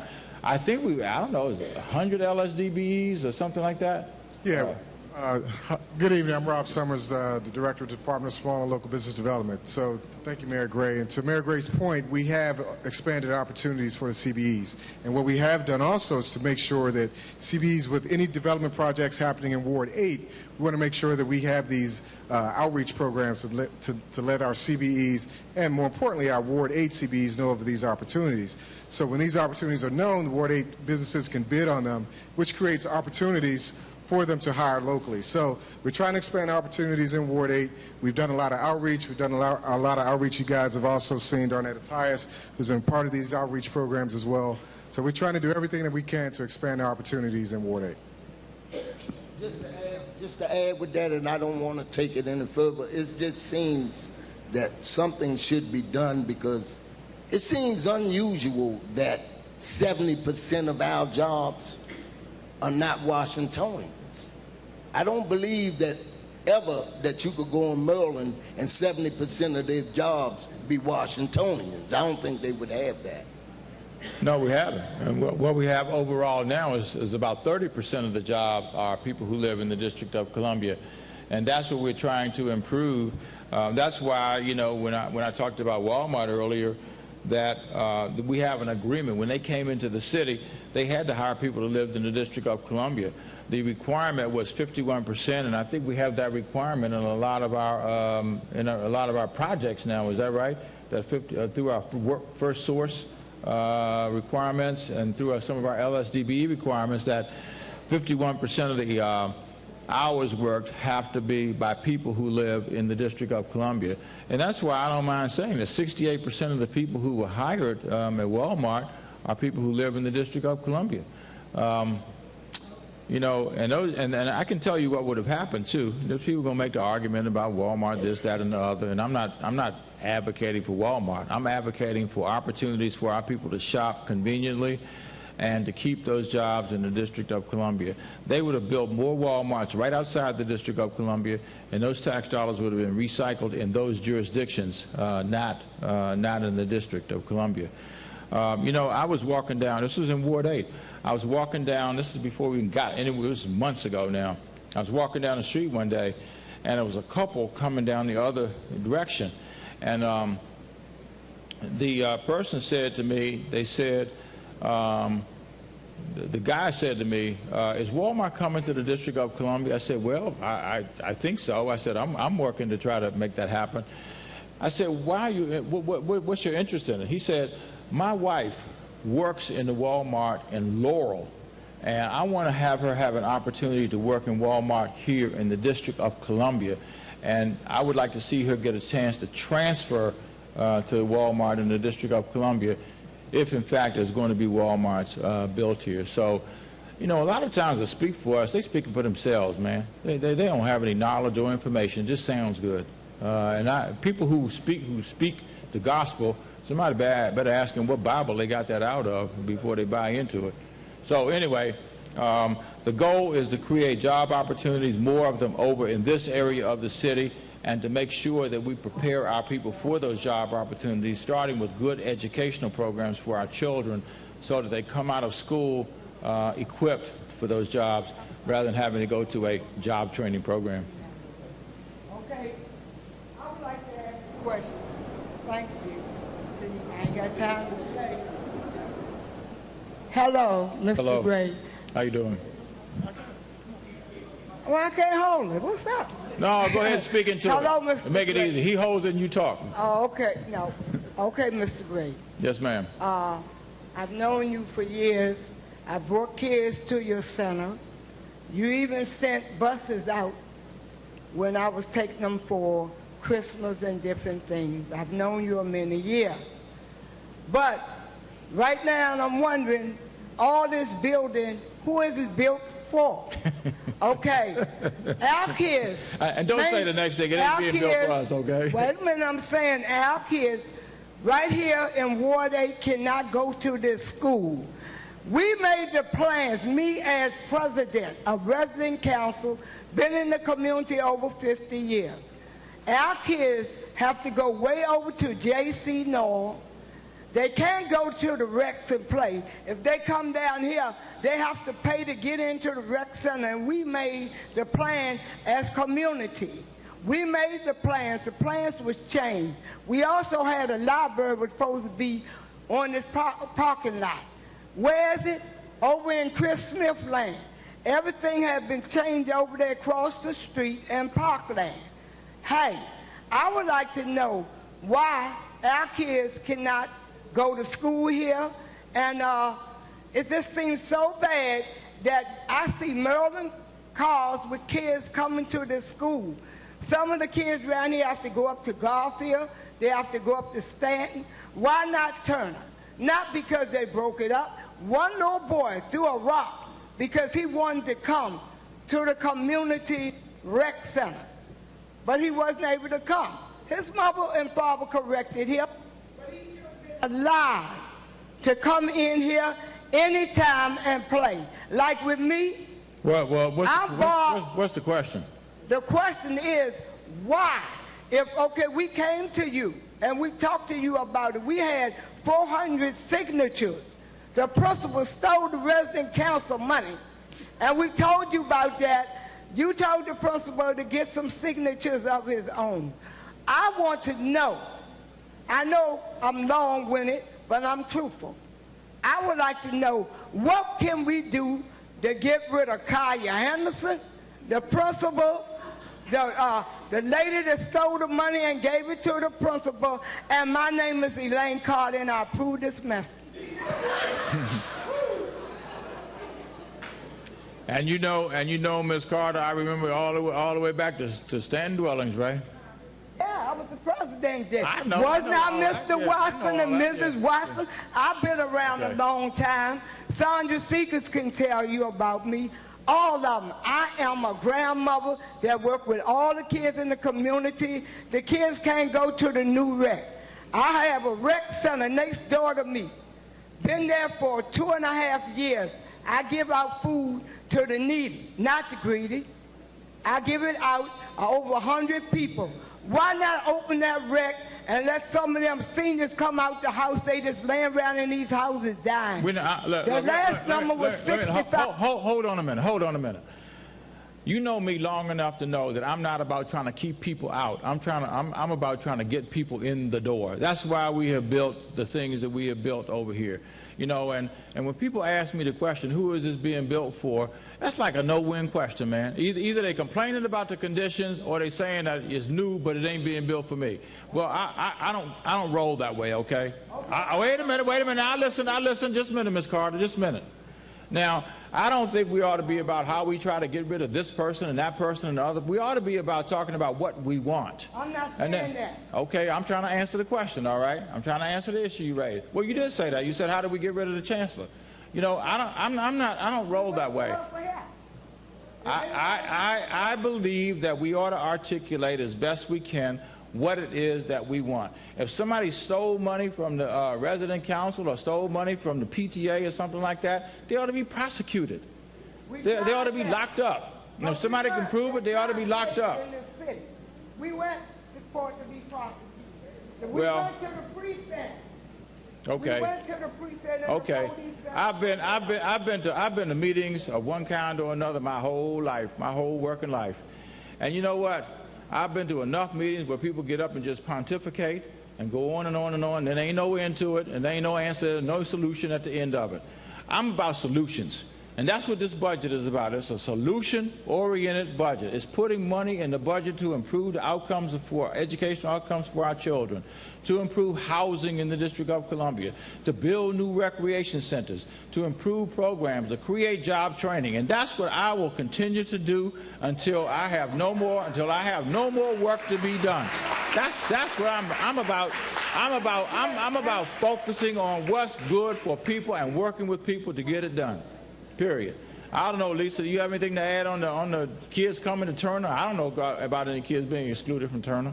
Mr. Mayor, I can check out, happy to work with DPR, see what happened at the rec center. I know when we redid this beautiful building, we had some issues at night on the playground. Councilmember Berry got involved, and we worked hard to kind of secure the area. And I know some ma'am, please, right? Like, let's talk about, to the mayor's point, I would be remiss. I wouldn't be doing my job if I didn't say while we were here, first and foremost, Mr. Mayor, thank you. It breaks my heart that we talk about in this beautiful building how many problems there are. You know how many dollars the mayor is putting in this school alone next year? This school year, $627,000 more. Hear me out. $627,000 more. That's a 12% budget increase. I don't know about anybody in this room. I haven't gotten a 12% raise lately, right? But that's the right place to put the money. No, absolutely. So I would be remiss. Some days I feel like I'm working with nothing. I am happy to look at the allegations, but we're putting the mayor is putting some serious infusion of money right here in Ward 8, and we'd be remiss if we didn't mention that tonight. But I'm happy to look at the DPR piece. Who's next? Bring the mic over here. Mr. Watson. I think people know me well enough to know that I'll talk to you all night if you want to talk about something constructive. If all you want to do is complain with no solutions, I ain't got no time for it, all right? Okay. Okay. How you doing, Vince? I have two questions. One, it came in the news, across the news yesterday that the town center, Skyland, is not a done deal. They was talking about... Yes, it is. I'm saying this is what the news said. That's why I was going to ask you direct. I don't believe in everything the news say. I was going to ask you direct. I know what the issue is now. I'll have to be able to tell you what it is. Okay. And secondly, you proposed a $300 million hospital. And I know it's going to be state of the art, but I want to know, will that hospital have a shock trauma unit? Well, let me go back to the shopping center issue, because I think it was Tom Sherwood that did the story. I was talking to Tom about it. He was trying to get somebody from Walmart to say that they were absolutely on the dotted line, everything had been signed about the Walmart coming there. And he couldn't get anybody to say that. I don't have any doubt about Walmart going there, because they made the commitment directly to me. They added 2 stores to the 4 that they were going to bring to the District of Columbia. So I don't have any doubt about it. If the question was whether they've signed an agreement with the developer or not, I don't think they have yet, but I think that's just a question of time. As far as the town center being built is concerned, there is no question about that. The city owns the land. We are turning the land over to the developer. We have put up $40 million in a tax increment financing instrument to be able to get the whole process started. So the city has skin in the game, which we've put on the table in order to make that happen. I think there's still work to be done to finalize the document with Walmart, but I don't think that's anything but a timing issue at this stage. It could change. There's no question about it. I don't think there's any likelihood of that happening. As far as the hospital is concerned, what was the question on that? Whether there's a trauma? Yeah, I want to know whether we're not going to have a shock trauma unit, because you can have a state-of-the-art hospital and not have a shock trauma unit. And the reason why I say that, Vince, a lot of guys, by them taking it away from Greater Southeast Hospital, a lot of youngsters was dying before they get across the river. When we had a shock trauma unit, a lot of young might be around today. But that's why I'm asking whether or not in that hospital, I think it should be consideration for a shock trauma unit. Yeah, there's different levels of trauma units also. There's trauma unit level 1, there's trauma unit level 2. There's a couple of trauma units already at level 1 already in the city. I don't think we need any more level 1 trauma units. That's where you have helicopter pads and all of that stuff, you know, bringing people in there. And we have one, MedStar has one now right in the center of the city, and George Washington has one as well. There has been no discussion about whether there will be a trauma unit level 2 or not. But I can assure you this, that what we are putting money into is to make sure that the healthcare capacity at a hospital level exists over here. And also, as a part of this, we're trying to really build a healthcare system. It will be a part of a clinic system as well. We've opened 3 new clinics, 2 of which are in Ward 8, 3 on the East End. One in Anacostia that opened in May of 2012, almost 2 years old now.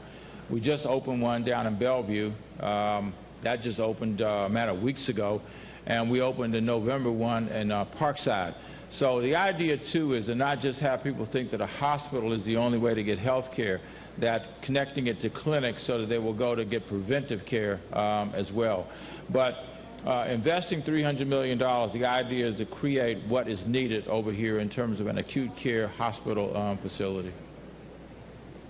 Yes. I want to thank you for the $1.3 million in the LIHEAP program, because working every day to try and get people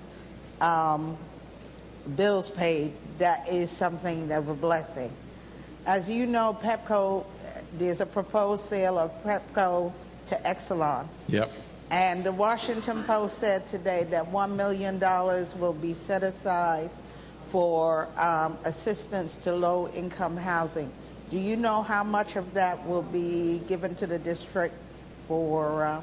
I don't know. Okay. I met with the CEO of Pepco today because I wanted to make sure that our commitment to undergrounding these wires was still there, and he assured me that it was. In fact, he said that one of the positive features of the sale was the fact that there is a commitment to invest $1 billion over the next 7 years in putting the wires underground. And so I don't know specifically about the commitment to low-income, heat, energy, programs, but I do know that the undergrounding will create a tremendous convenience for the people, and that includes me because I live over here also. I will be one of those who will benefit from it. And Eric and Alan worked very, very hard on that program. Alan chaired the task force. Eric was very involved in it, and the financial arrangement that was worked out was tremendous, where the average ratepayer will only pay, I think it's $1.50 in the beginning, a month more, and at its peak after year 7, it's like $3.25 a month more. Largely because the biggest ratepayers are the federal government and the district government. They will pick up a big chunk of the tab.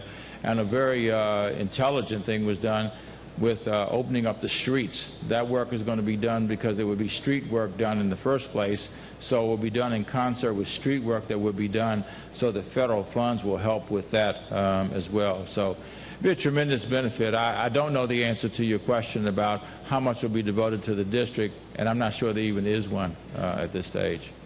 I'll take one more question, and then, yep, right behind you, behind you, young man. There you go. Mayor.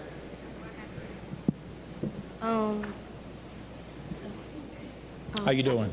Good. I've been in Johnson the sixth grade, and I want to know if y'all gonna finish renovating the school since I had one more year in Johnson. Which school? Johnson. Johnson. Yeah, Johnson was one of the schools that I put up there. I think it was $39 million. Anybody remember how much it was? No, it won't be done in a year, but it is going to be done.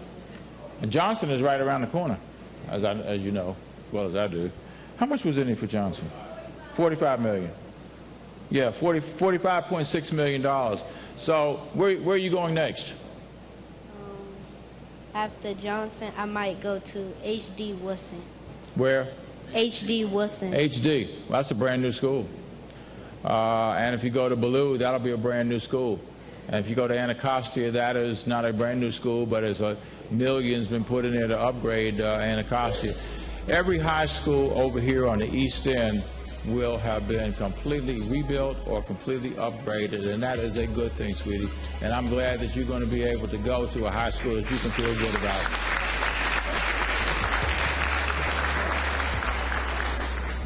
All right. Thank you all very much for coming out, Ward 8. Thank you so much, and good night.